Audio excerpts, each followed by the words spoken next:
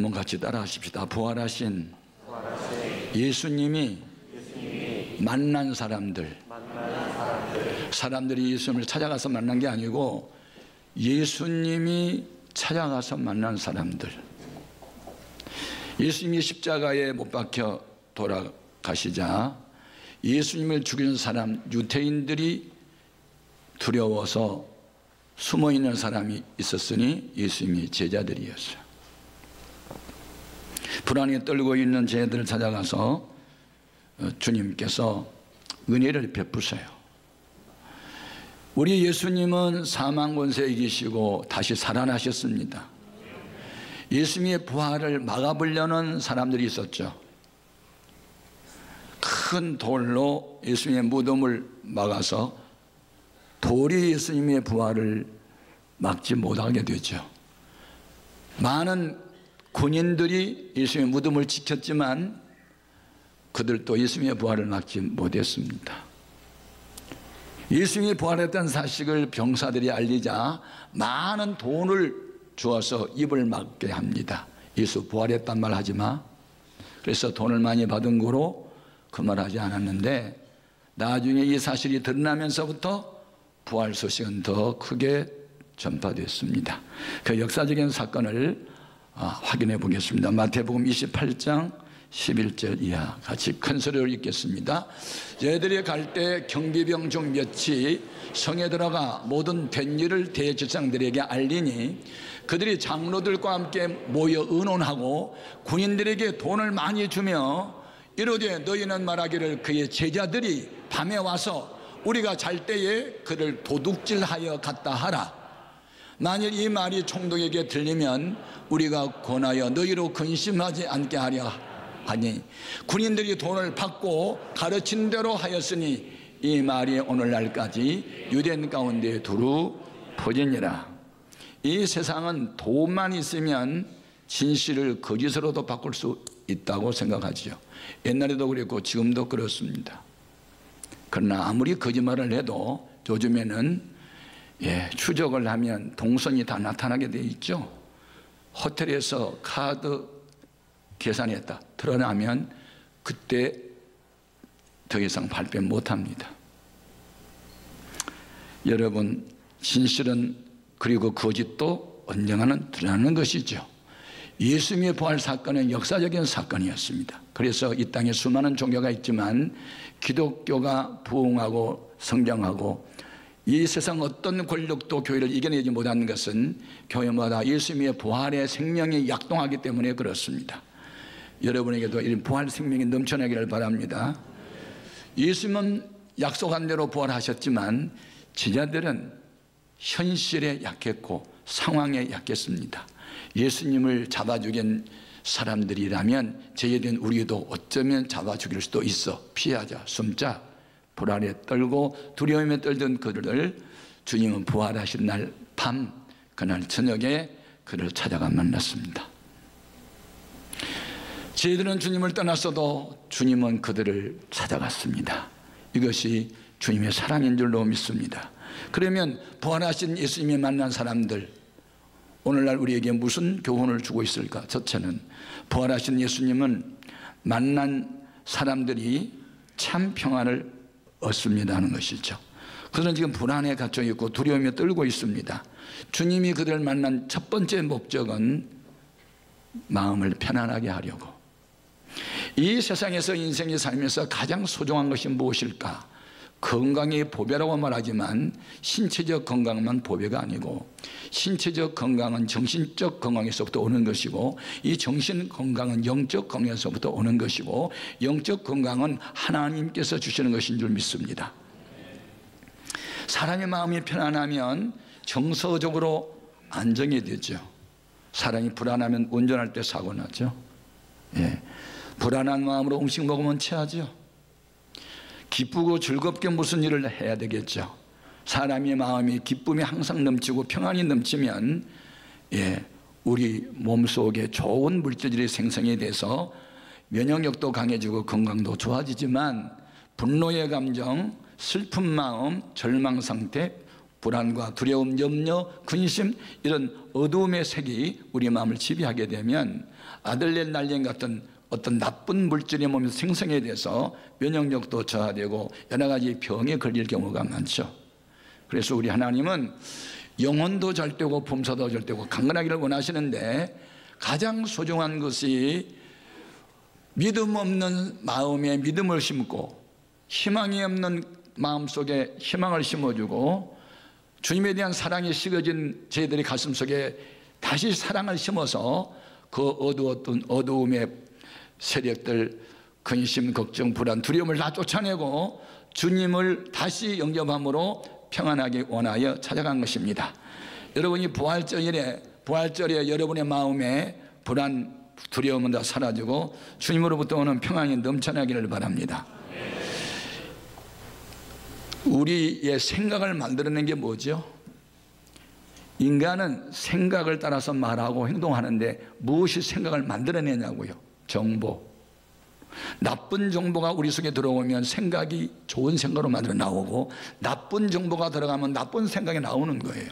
지금 쟤들은 어떤 정보만 가득 차냐면 예수 죽였다, 죄 없는 예수 죽였다, 우리도 죽일 거야, 이런 어떤 나쁜 생각이 그들 마음을 지금 불안과 두려움으로 몰아가는 거예요. 이것을 영적으로 가라제라고 그래요. 가라제는 마귀가 뿌리는 거고 곡식은 하나님이 심은 것이라고 그랬어요. 우리 예수님은 천국을 씨 뿌리는 비유로 가르쳐 주실 때 너희는 영적인 잠을 자지 마라. 잠을 잔다는 것은 하던 일을 중지하고 쉰다는 뜻이에요. 그러니까 하던 예배, 하던 기도, 하던 성경 읽기 등등을 쉬지 마라. 그걸 쉬게 되면 영적으로 잠을 자면 마귀가 하나님 말씀 아닌 다른 것들을 자꾸 씨를 뿌린다고 가르쳐 주셨어요. 마태복음 13장 25절 사람들이 잘 때에 그 원수가 와서 곡식 가운데 가라지를 덧뿌리고 갔더니 저 가라지를 뿌리고 간 원수가 마귀예요. 39절 또 읽어요. 가라지를 뿌린 원수는 마귀요. 맞아요. 지금 예수를 믿고 따르고는 있지만 아직 성령으로 충만함을 받지 못한 저희들의 상태는 왔다 갔답니다. 주님 말씀 들으면 믿음이 싹 올라왔다가 주님 잠깐 떠나면 다시 미운이 다운되고 어편다운이 너무 강한 거예요.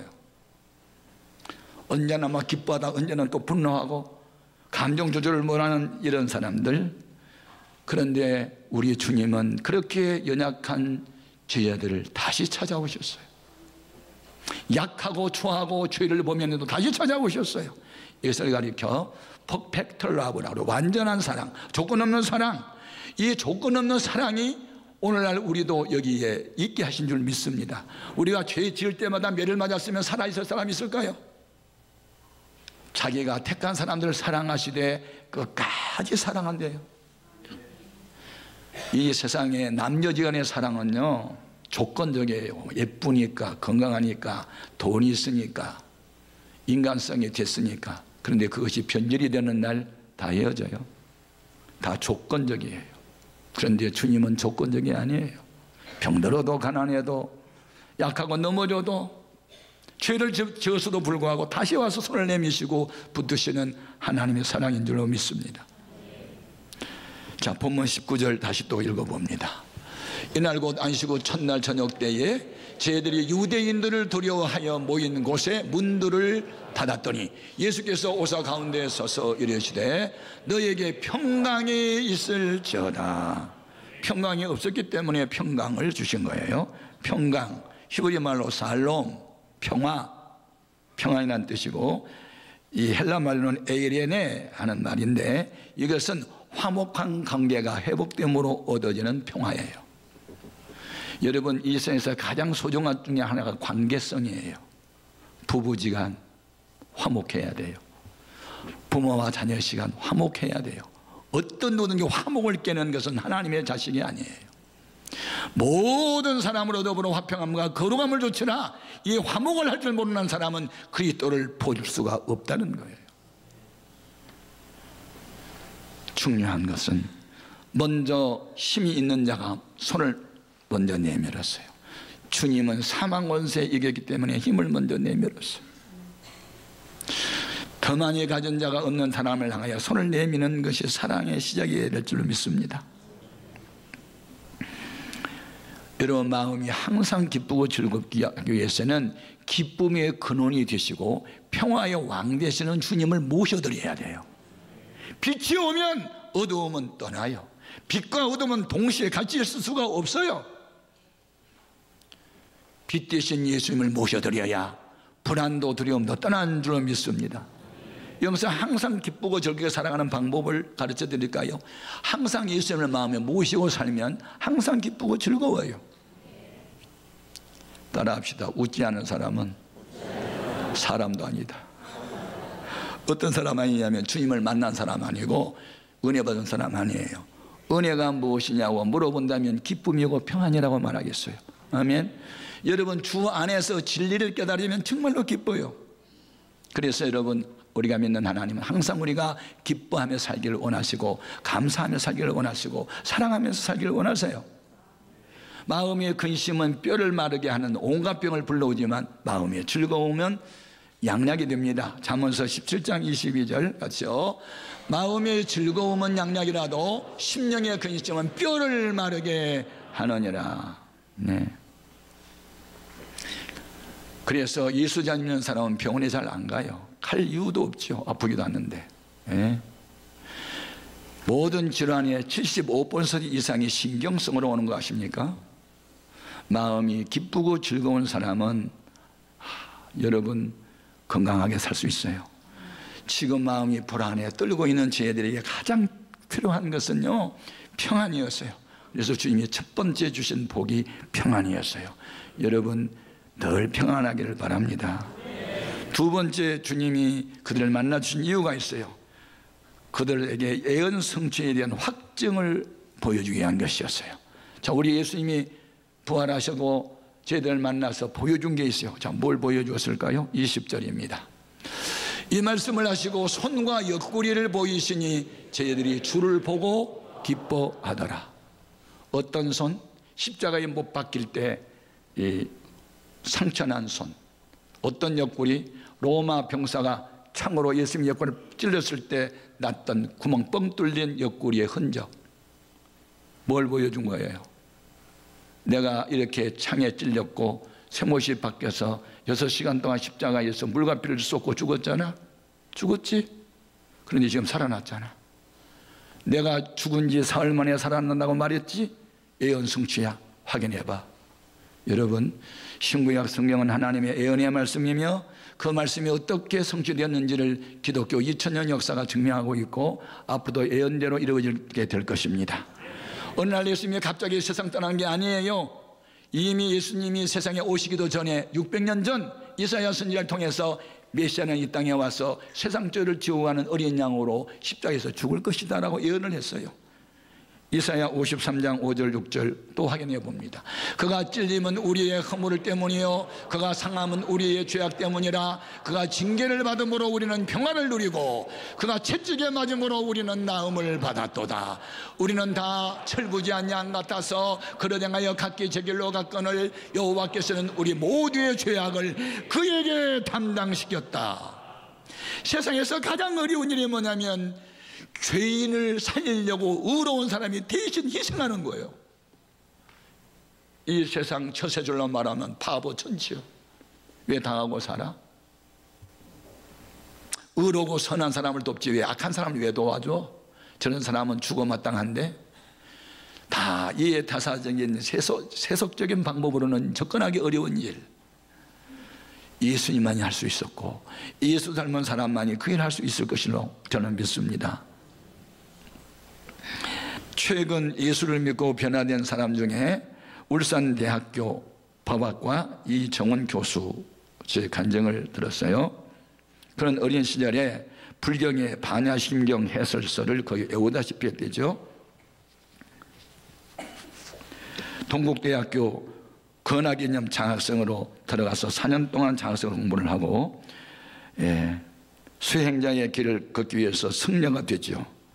그런 군대에 가야 되기 때문에 군승장교, 즉 군승장교로 복무를 하고 돌아와서 서울대 법과대학에서 박사과정을 마치고 울산대학교 교수가 돼요. 그런 자기가 믿고 있는 불교가 얼마나 고귀한 것을 천하에게 알리고 그것이 걸림돌이 되는 것은 기독교니까 어떻게든 기독교를 없애면 좋겠다는 생각을 갖게 되죠. 그런데 그가 공부를 깊이 해보니까 기독교의 종교개혁의 전통으로 자본주의가 나왔고 자유민주주의 체제가 경고에 서게 되는 것을 확인하게 되죠. 역사적으로. 그래서 이 자본주의를 없애고 자유민주주의를 없애기 위해서는 좌파하고 손을 잡아서 일을 해야 되겠다 하고 그들의 손을 잡고 일을 하고 더 많은 것을 연구하기 위해서 절에 들어가서 연구를 하려고 했는데 갑자기 마음이 불안해지고 두통이 시작이 되고 잠이 오질 않고 그래서 보따리를 싸들고 집으로 돌아왔대죠. 기독교를 좀 더 알아야 비판할 수 있기 때문에 기독교 기비를 한번 들어보자 하고 기독교 채널을 딱 틀었는데 어느 교회 목사님께서 나오셔서 나는 죄인입니다 하고 자기 죄를 자백하고 설교를 하길래 웃기고 있네. 그러고 비난을 하려고 하는 순간에 갑자기 섬광 같은 것이 빛이 반짝 나타나더니 혀가 굳어져 가지고 말이 나오질 않고 온몸에 힘이 빠지면서 쓰러지게 됐대죠. 나는 여기서 이렇게 죽나 보다 하고 있는데 갑자기 하나님의 성령의 감동이 예수님은 죄가 없는데 바로 너 죄 때문에 죽었다는 감동이 오고 깨달아지더래요. 그래서 펑펑 울고 회개를 하고 그날로 그는 예수를 영접하고 변화의 사사람이 됐어요. 그래서 이 세상을 변화시키는 것은 기독교의 가치관 외에는 없다는 것을 확신하면서 요즘에는 전국 교회 다니면서 간증하고 있고 우리 교회도 조만간에 오도록 약속이 되어 있어요. 여러분, 기독교는 하나님을 만난 사람들이 정언으로부터 발전된 교회입니다. 여러분, 찾아오신 주님을 만나시고 여러분의 삶과 운명이 바꿔지기를 바라요. 확실한 증거, 죽었다는 증거와 살았다는 증거, 이 두 가지가 기독교의 핵심 가치예요. 여러분은 죄에 대해서 죽은 경험이 있어요? 죽은 사람은 말도 없고 반응도 없어요. 화도 안 내요. 죽으려다가 다시 살아났기 때문에 화도 내고 분노도 하는 거지. 그리고 예수의 생명을 내가 모셨다는 증거를 보여줘야 될 거 아니에요. 변화된 모습을, 옛날 모습 그대로를 가지고 무슨 거듭났다고 말을 하는 거예요. 세 번째 준 교훈이 있어요. 부활하신 예수님을 만난 사람은 전도시에 하나님의 권세가 나타난다는 거예요. 이게 이제 놀라운 비밀이에요. 우리 주님께서 저희들 찾아오시는 것은요, 전도 부탁하려고 온 거예요. 이게 마지막 교훈이에요. 불신자 영혼을 구원하는 방법은 전도밖에 없잖아요. 예수님은 이 땅에 오신 목적이 전도하러 오셨는데요. 마가복음 1장 38절로 확인해 볼까요? 이르시되 우리가 다른 가까운 마을들로 가자. 거기에서도 전도해야 하리니 내가 이를 위하여 왔노라. 제자 선택도 전도, 성령 부어주심도 전도, 교회 세우는 것도 전도. 전도가 기독교의 목적이다. 아버지가 나를 이 땅에 보내서 온 것처럼 훈련된 너희 이제 성령 받고 너희도 나 대신 세상에 가서 전도하라. 자, 21절 말씀 같이요. 예수께서 또 이르시되 너희에게 평강이 있으리로다. 아버지께서 나를 보내신 것 같이 나도 너희를 보내노라. 이 세상에는요, 오라고 한 데가 있어요. 병든 사람은 병원에서 오라 그러죠. 나라 지키기 위해서는 군대에서 오라 그러죠. 회사에서는 회사원을 오라 그러죠. 예. 머물라 하는 명령이 있어요. 훈련받기 위해서 머물러 있어야 돼. 대학생은 4년 동안 학교에 머물러 있어야 되고, 군대는 훈련소에 머물러 있어야 되고. 예? 머물러라 하는 것은 하나 되자는 뜻이에요. 세 번째는 가라는 거예요. 이 마지막 목적이에요. 오라 머물라는 수단이고 가라는 목적이에요. 여러분, 수단보다 더 중요한 것은 목적을 이루기 위해서 수단이 필요한 거예요. 아멘. 우리는 세상에 전도하러 가기 위해서 은혜도 받아야 되고, 가기 위해서 다시 모여야 하는 거고, 힘을 얻기 위해서 다시 모이는데 힘을 얻었으면 다시 가야 되는 거고.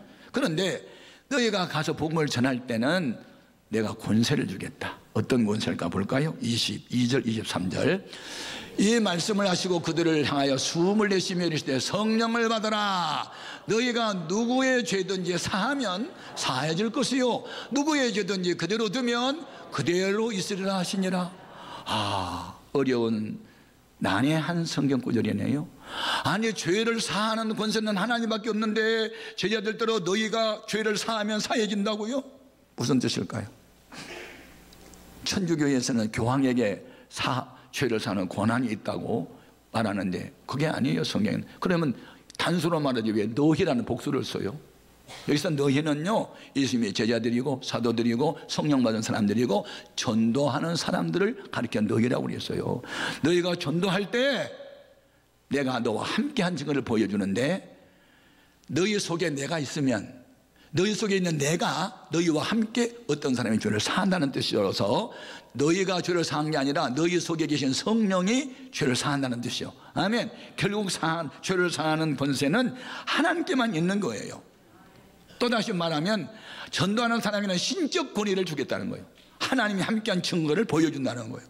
그래서 여러분이 하나님이 함께한 증거를 보고 싶거든 전도 현장에 나가서 전도해 보세요. 하나님의 능력을 경험하게 될 줄로 믿습니다. 그래서 여러분 평생 주의 손길이 함께하는 방법이 있어요. 전도하셔야 돼요. 이제 부활절이 지나고 난 이후에 저희들이 모여서 기도를 했고 기도를 했더니 성령이 임했고 성령을 받은 그들이 나가서 전도하면서 교회가 생겨나고 수많은 사람이 교회 앞으로 돌아왔으니 그것을 기록한 것이 역사서인 사도행전이에요. 사도행전은 전도행전이에요. 전도행전은 성령의 행전이에요. 전도할 때 주의 손길이 얼마나 강하게 나타나는지를 보여주는 역사적인 책이 사도행전이에요. 저는 개척을 시작할 때부터 지금까지 주여 우리 교회가 사도행전의 역사를 계승하는 교회가 되게 하여 주옵소서. 전도할 때 주의 손길이 나타납니다. 교회성을 오래 해도 전도 열매 없는 사람들은 회개하고 올해는 꼭 전도 열매를 난 맺으리라고 다시 시작을 하면 주의 손길이 그때부터 나타나서 어두움에서 벗어나고 광명한 역사만 있게 될 것입니다. 마가복음 16장 20절 크게 외칩니다. 저희들이 나가 두루 전파할세 주께서 함께 역사하사 그 따르는 표적으로 말씀을 확실하게 전하니라. 여러분 전도할 때 능력을 주십니다. 예수만이 희망이에요. 예수만이 살 길이에요. 다른 방법 없어. 우리 예수 바로 믿고 그 예수 다른 사람 전하면서 주님 함께하는 생애가 되기를 주님의 이름으로 축복합니다. 기도하십시다.